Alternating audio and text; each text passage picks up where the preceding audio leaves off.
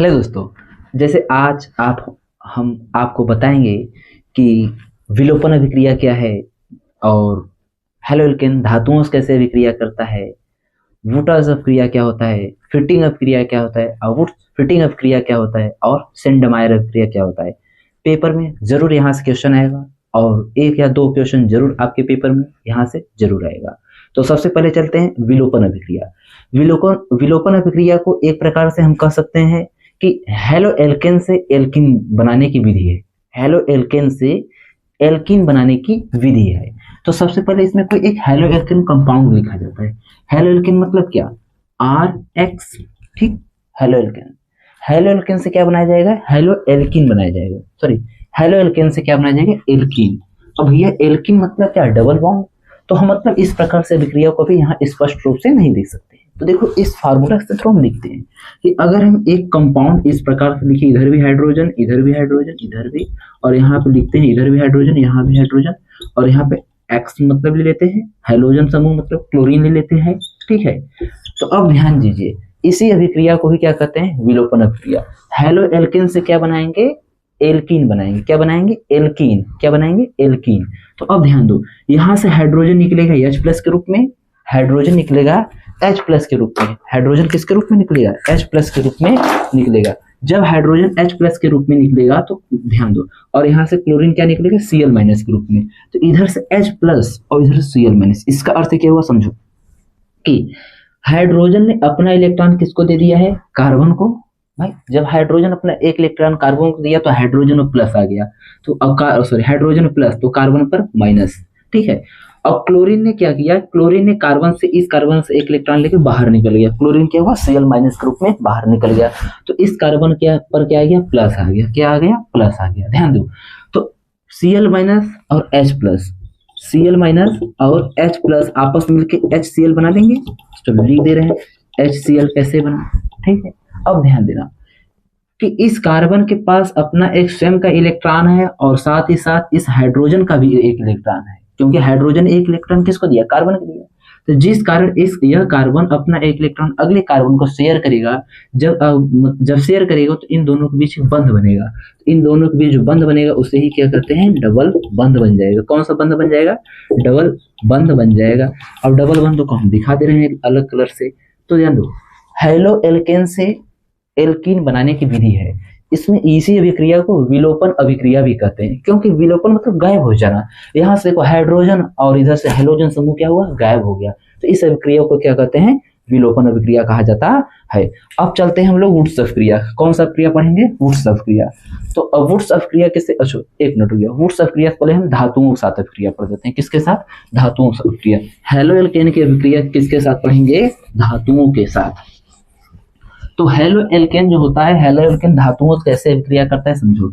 कोई भी एक हेलो एल्केन देते हैं RX, इसका किसी धातु के साथ अभिक्रिया करा देते हैं। मान लो Mg मैग्नीशियम के साथ अभिक्रिया करा देते हैं। किसके साथ? मैग्नीशियम धातु के साथ अभिक्रिया करा देते हैं। तो यहाँ पे जो उत्पाद बनेगा इसे क्या कहेंगे? RMgX। यह उत्पाद बहुत महत्वपूर्ण है दोस्तों, याद रखना, पेपर में जरूर छपेगा कि RMgX। अगर किसी एल्किन हैलाइड का अभिक्रिया मैग्नीशियम धातु के साथ कराते हैं तो जो उत्पाद बनता है उसे RMgX कहा जाता है।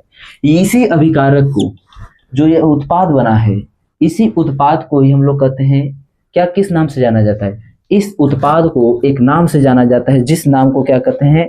अब ध्यान देना, पहले एक मिनट रुक जाओ, नाम अभी नहीं बताएंगे। ध्यान दो, एल्किल हैलाइड है, ठीक है। अब पहले समझो, यहाँ पे एल्किल तथा मैग्नीशियम के बीच जो बॉन्ड बनता है, एल्किल तथा मैग्नीशियम के बीच जो बंध बनता है वह किस प्रकार का बंध होता है? सहसंयोजक बंध होता है। किस प्रकार का बंध होता है? सहसंयोजक बंध होता है।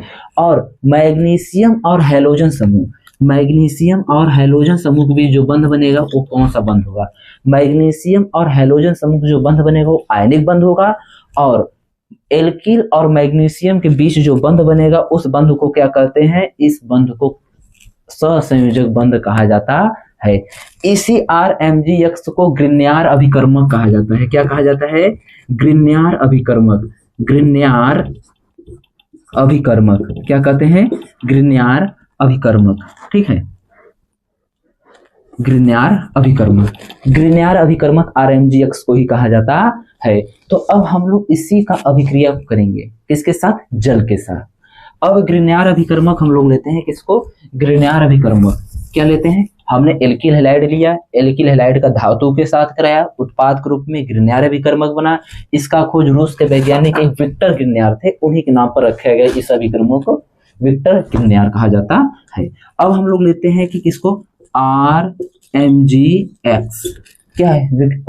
इसको क्या कहते हैं? मतलब कि ग्रिग्नार अभिकर्मक है, इसका अभिक्रिया करा रहे हैं जल के साथ। किसके साथ? जल के साथ। तो उत्पाद में क्या बनेगा याद रखना। अगर हम लोग यहाँ पे जल को ब्रेक करते हैं तो साथियों, तो यहाँ H+ होगा और OH- होगा। अगर हम लोग यहाँ से मतलब कि सहसंयोजक बंध किसके बीच बना है? एल्किल तथा मैग्नीशियम के बीच क्या बना है? सहसंयोजक बंध।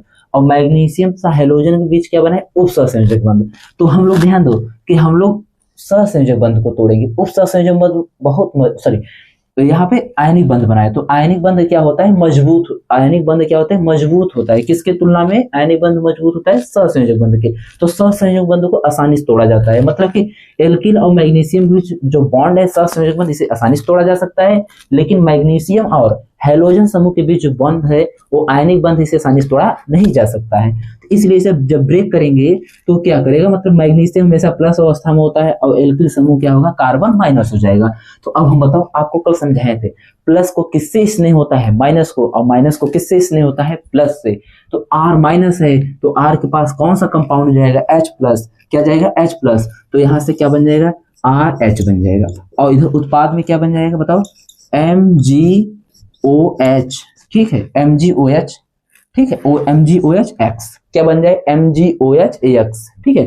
तो अब ध्यान दो कि मतलब कि अभिक्रिया यही दो याद रख लेना है। इसे ही ग्रिग्नार अभिक्रिया भी कहा जाता है, या एल्किल हैलाइड का अभिक्रिया धातु के साथ कराने पर क्या बनता है? ग्रिग्नार अभिकर्मक बनता है। फिर ग्रिग्नार अभिकर्मक का अभिक्रिया हम लोग कराते हैं जल के साथ, तो मतलब एल्किल बनता है। क्या बनता है? एल्किल। अब याद रखना, अब ध्यान देना, सबसे महत्वपूर्ण बात यही मिलता है कि यहाँ पे सहसंयोजक बंध, यहाँ आयनिक बंध बनता है। तो यह हो गया। मैं कुछ अभिक्रिया लिख रहा हूँ बोर्ड पे करने के लिए, फार्मूला एक तरीके का समझ जाना।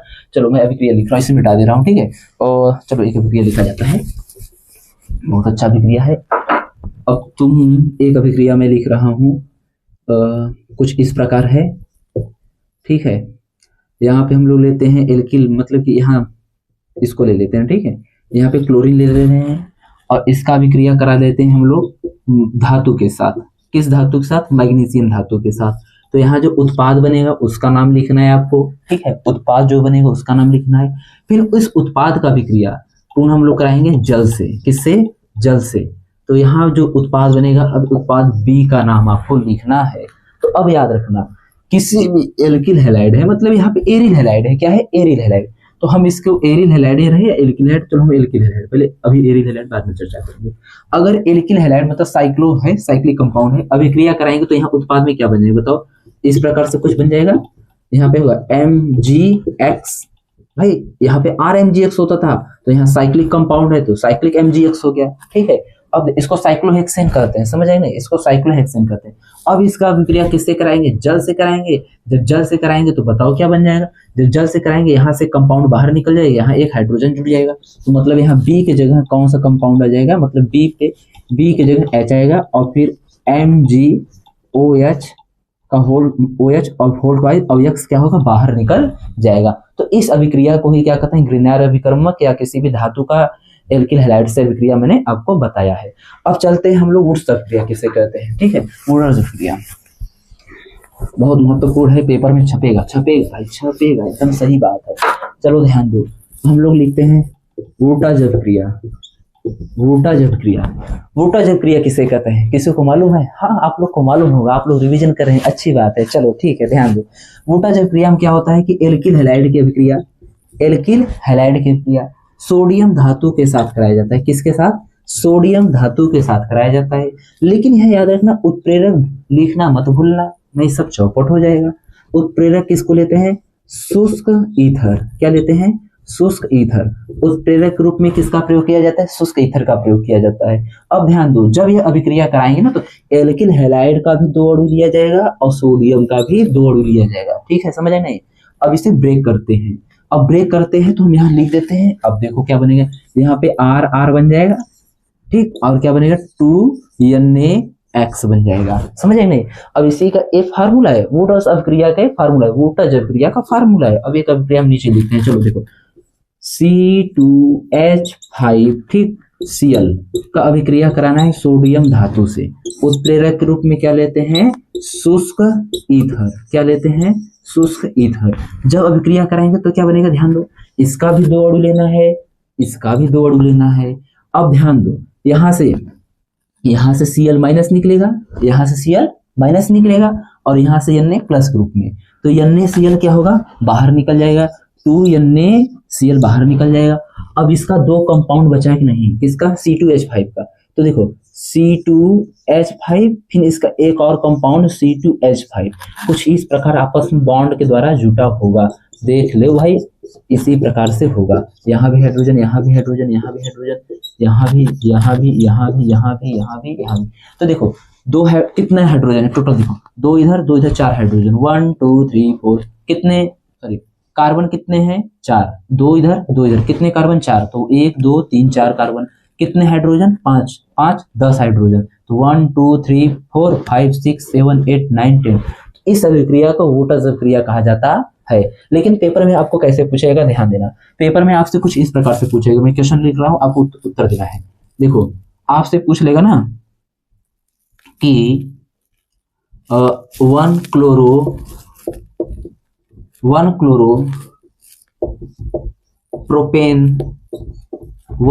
प्रोपेन से क्या बनाना है, 1 क्लोरोप्रोपेन से हेक्सेन, क्या बनाना है, हेक्सेन, ठीक है, 1 क्लोरोप्रोपेन से हेक्सेन बनाना है भैया, 1 क्लोरोप्रोपेन से हेक्सेन, इस प्रकार का क्वेश्चन आपसे पूछा जाता है।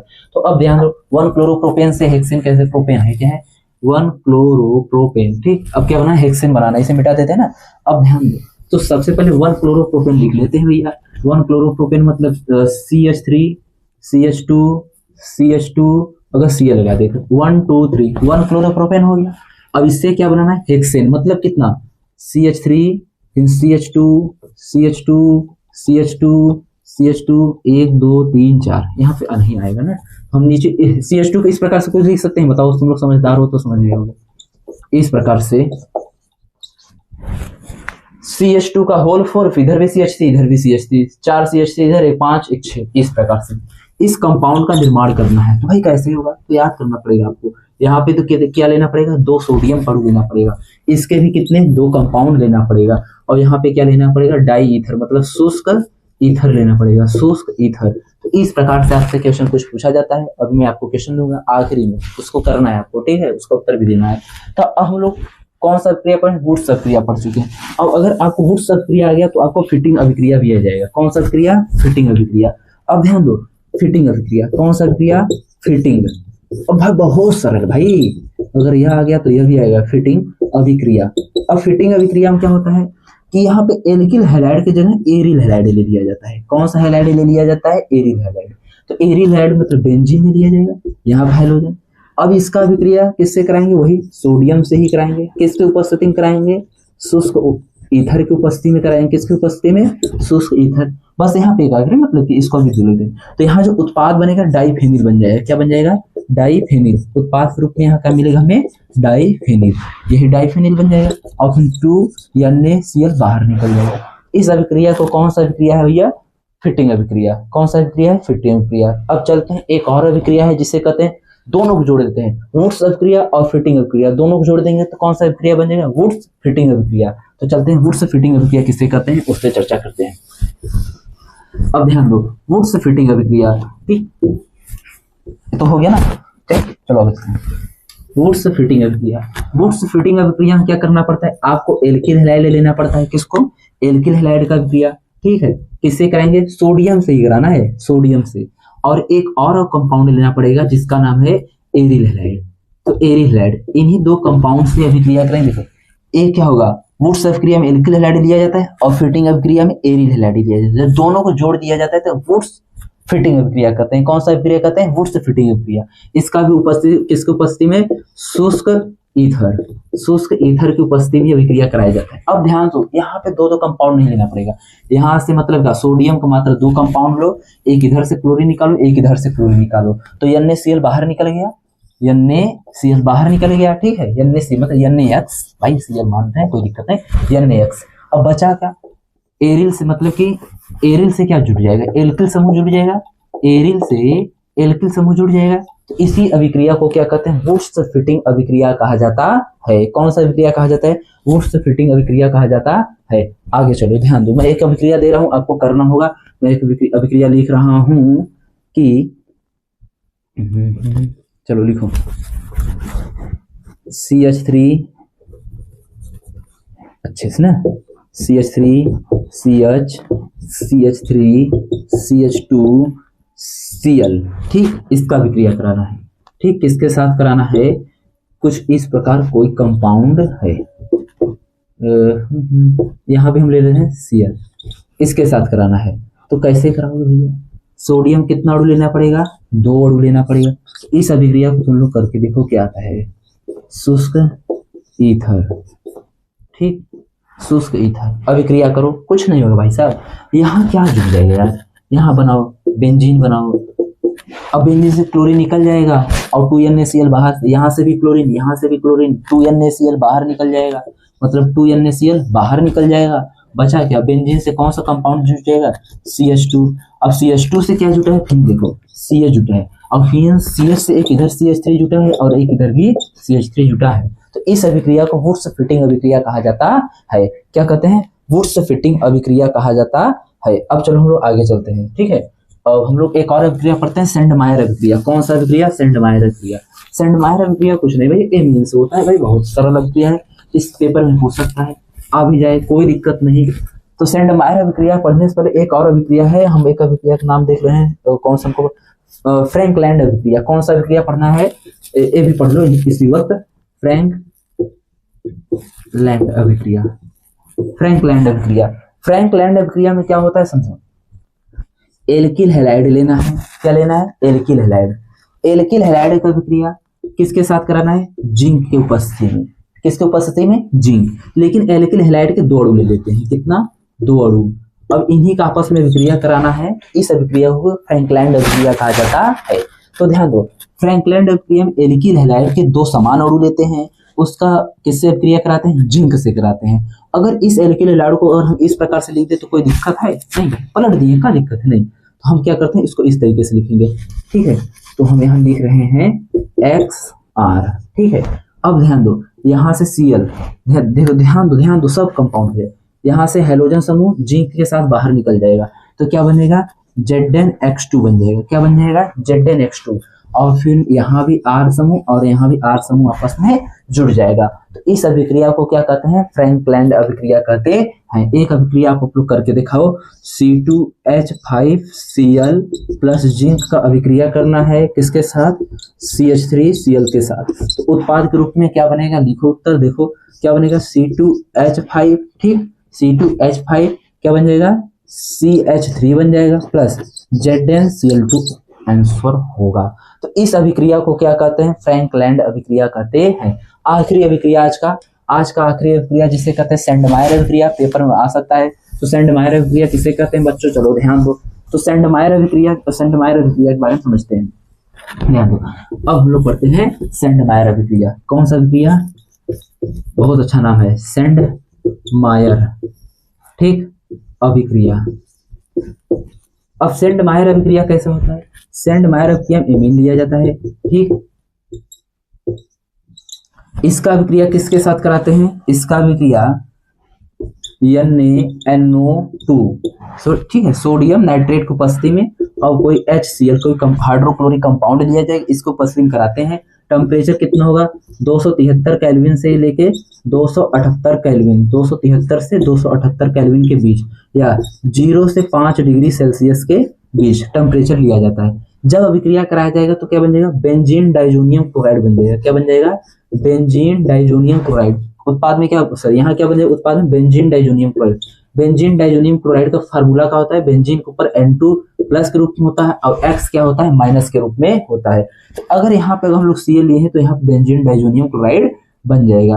ठीक है, कौन सा उत्पाद बन जाएगा? Benzene diazonium chloride. अब इसे क्या कहते हैं? इसे शॉर्ट फॉर्म में क्या लिख सकते हैं हम लोग? ध्यान दो, BDCl। क्या कहते हैं? BDCl, benzene diazonium chloride. फिर बेंजीन डाइजोनियम क्लोराइड का अभिक्रिया Cu2Cl2 क्योंकि क्लोराइड की उपस्थिति में कराया जाता है। जब इसकी उपस्थिति में क्रिया कराया जाएगा तो हमको जब Cu2Cl2 की उपस्थिति में कराया जाएगा तो हेलो एरिन बन जाएगा। क्या बन जाएगा? Hello Erin. मतलब कि यहाँ जो कंपाउंड होगा वही यहाँ जुटेगा, यहाँ ब्रोमीन होगा तो ब्रोमीन जुटेगा, इसके आधार पर नहीं। और नाइट्रोजन गैस क्या निकलेगा? बाहर निकल जाएगा। तो इस अभिक्रिया को किस नाम से जाना जाता है? सेंडमायर अभिक्रिया कहा जाता है। तो बच्चों समझ आएंगे सेंडमायर अभिक्रिया किससे कहते हैं। तो आज के लिए इतना ही बस। और ध्यान रखो, जितना भी टॉपिक पढ़ाया गया इससे संबंधित मैं क्वेश्चन यहाँ पे दूंगा, आपको करना होगा। और साथ ही साथ ये वीडियो अपने दोस्तों में इतना शेयर करो सब जगह पहुंच जाए। ठीक है, कोई बच्चा कुछ ना पाए। बहुत जय हिंद, जय भारत।